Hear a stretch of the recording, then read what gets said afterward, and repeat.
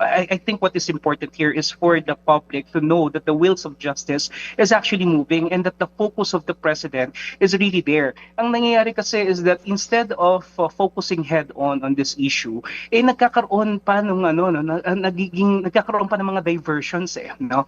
Parang ang nangyayari is that yung mga kaalyado ng pangulo, ang ina-amplify pa nila yung mga issues na political no, lalong-lalo na dito sa mga Dutertes no, which I think does not also sit well with the public basically because though yun nga this corruption is a political issue. I think this mess right now that the government is into could really best be addressed by the government because they have all the resources available with them no. Ang kailangan lang talaga is focus and the political will. Secondly, kinakailangan din siguro makita ng ating taong bayan na yung decisiveness to control corruption is also invariably connected with effective governance. Kinakailangan mapaayos natin yung ating mga economic imperatives which right now is really not in a very good shape no. That's why kung maalala natin sa survey lumalabas doon inflation and unemployment remains to be very important considerations no. So lumalabas na dahil sa sobrang involved tayo dito sa corruption scandal na to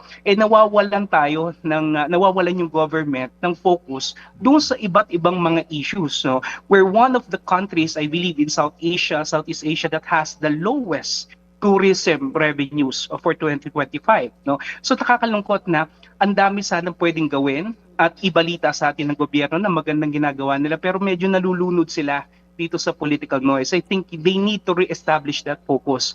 And siguro kailangan din Manong Ted no na tignan din natin how the government will react to other issues.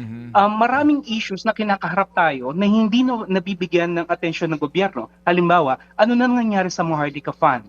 What happened to the gold that was sold by the government in the past year? Ano nang nangyari dito sa mga infrastructures na ginagawa natin? Ano nang nangyari sa budget ng halimbawa ng Department of Education o dito sa Department of Health nung sa 2025 gaan? So all of these things no, kasi itong flood control para sa akin is just the tip of the iceberg.